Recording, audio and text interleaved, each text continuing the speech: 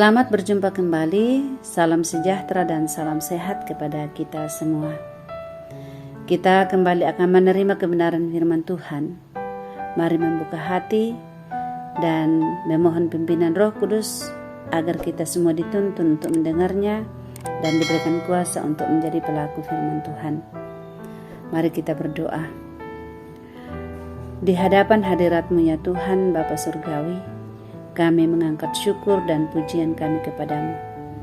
Engkaulah Bapa yang setiawan, tetap memelihara kami dan memberikan nafas hidup kepada kami sampai pada saat ini. Terima kasih untuk semuanya. Kini kami siap untuk mendengarkan sabda-Mu.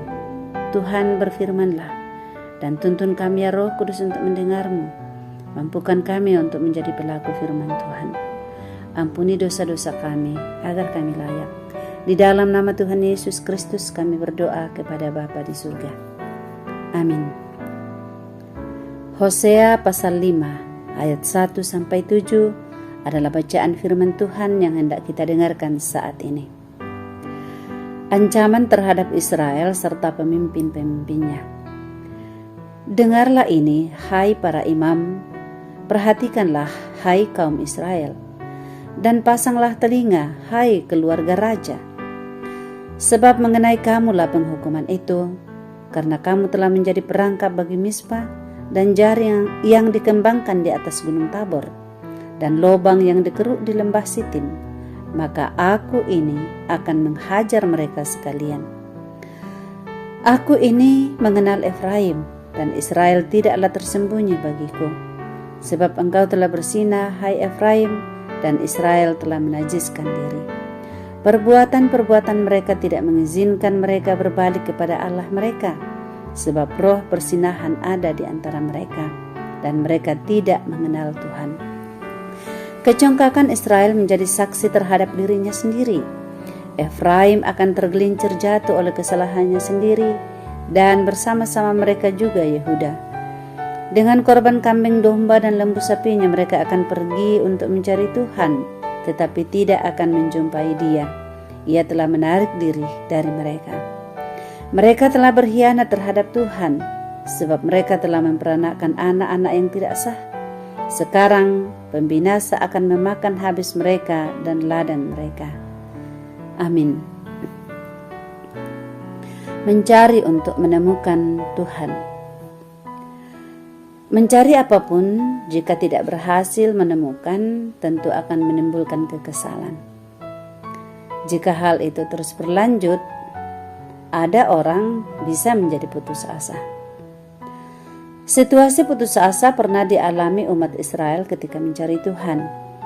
Padahal bangsa itu telah mencari Tuhan dengan kurban kambing domba dan lembu sapi. Sayang, mereka tidak akan menjumpai Dia atau Tuhan. Pasalnya, Tuhan telah menarik diri dari mereka.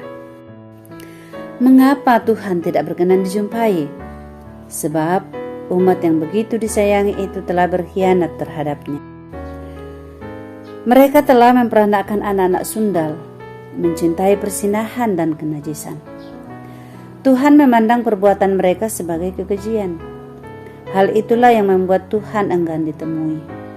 Dosa-dosa mereka telah menjadi pemisah yang begitu lebar dengan Tuhan, sehingga sekalipun mereka mencari Allah, mereka tidak akan menemukannya. Bagaimana caranya agar kita bisa menemukannya kembali? Bertobat. Bertobat artinya berbalik kembali kepada Allah dengan meninggalkan segala dosa. Ya, hanya pertobatan manusia yang memungkinkan Allah berkenan untuk ditemui. Jika semula kita tidak setia, berkhianat, dan mencintai kenajisan, sekaranglah saatnya mengarahkan hati kepada Tuhan. Sikap inilah yang pertama dituntut oleh Tuhan dari umatnya. Dia tidak bisa dimanipulasi dengan segala upacara keagamaan dan pemberian persembahan. Tuhan lebih berkenan kepada hati yang bertobat. Persembahan dari hati yang bertobatlah yang diperkenan Allah. Persembahan dari hati yang bertobat akan sampai pada tahta kasih karunia-Nya. Ya, Tuhan hanya bisa dicari dan ditemukan dengan menempuh jalan cinta kasih. Ini sesuai hakikatnya yang adalah kasih. Artinya, tidak mungkin orang yang hatinya berkhianat penuh tipu daya dan kenajisan dapat menemukan Tuhan. Kecuali Tuhan memberi rahmat-Nya dan berkehendak lain. Tuhan sendiri yang mencari, seperti kisah pertobatan Saulus.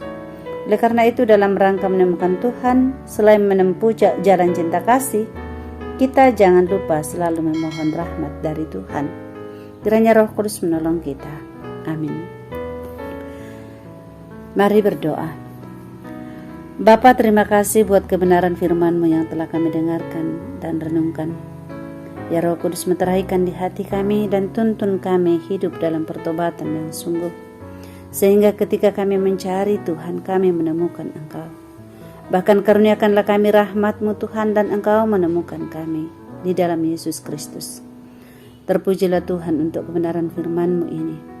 Saat ini hamba-Mu berdoa buat seluruh pendengar firman-Mu saat ini dimanapun mereka berada. Sertai dan berkati mereka masing-masing dalam segala situasi hidup yang dijalani.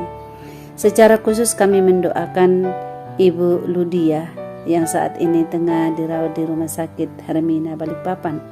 Tuhan tolong dalam menjalani perawatan dan pengobatan, Tuhan pulihkan kembali. Demikian juga dengan Bapak Peter Rompon yang harus dirawat di rumah. Tuhan tolong, Engkau sendiri yang akan menyatakan pemulihan kepadanya. Kami berdoa juga mungkin banyak lagi saudara-saudara kami yang tidak sempat kami sebut namanya dan kondisi lemah karena sakit. Tuhan, Engkau melawat dan memberikan kesembuhan. Bapa, tolonglah kami melewati masa pandemi COVID-19. Kiranya kami semua terluput. Kami aman melewati pandemi ini dengan sehat dan selamat. Semuanya karena kemurahan Tuhan saja. Dan ajar kami semua untuk tetap disiplin mengikuti protokol kesehatan. Bapa, terima kasih, berkati semua jemaat-Mu dalam seluruh keberadaan hidup, dan Tuhan tuntun dengan Roh Kudus agar damai sejahtera sukacita daripada Tuhan selalu menjadi bagian mereka. Di dalam nama Tuhan Yesus Kristus kami berdoa kepada Bapa di surga. Amin.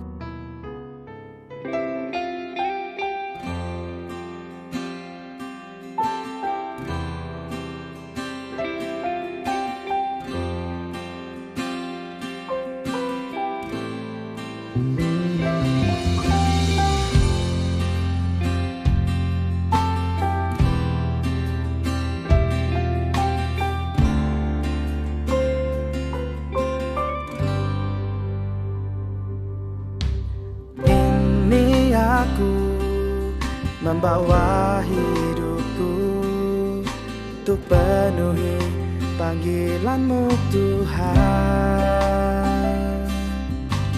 Pakai aku seturut karya-Mu hingga kemuliaan-Mu nyata di dalamku. Inilah hatiku, pakailah hidupku.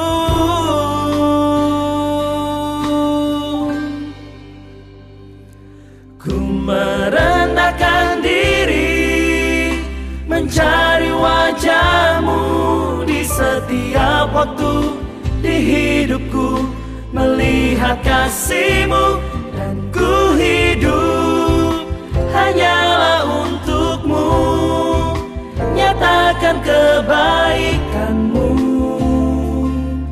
Ku hidup untuk menyembah-Mu.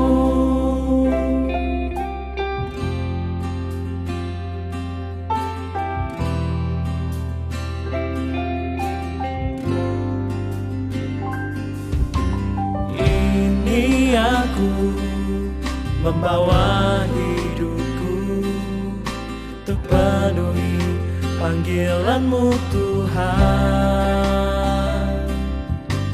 Pakai aku seturut karya-Mu hingga kemuliaan-Mu nyata di dalamku.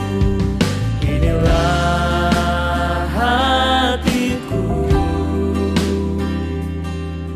pakailah hidupku. Ku merendahkan diri, mencari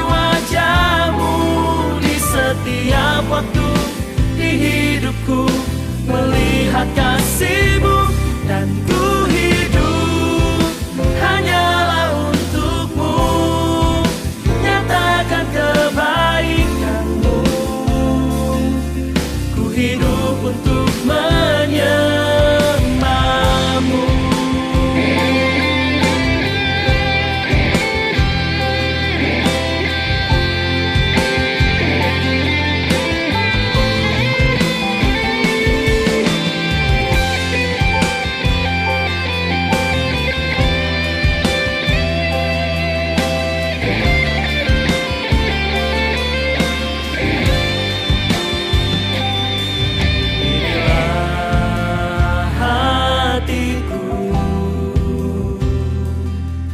Pakailah hidupku,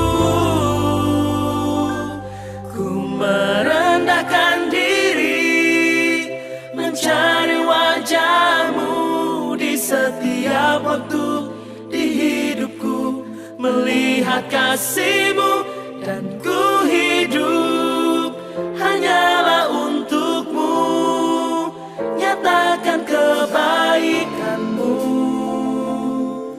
Ku hidup untuk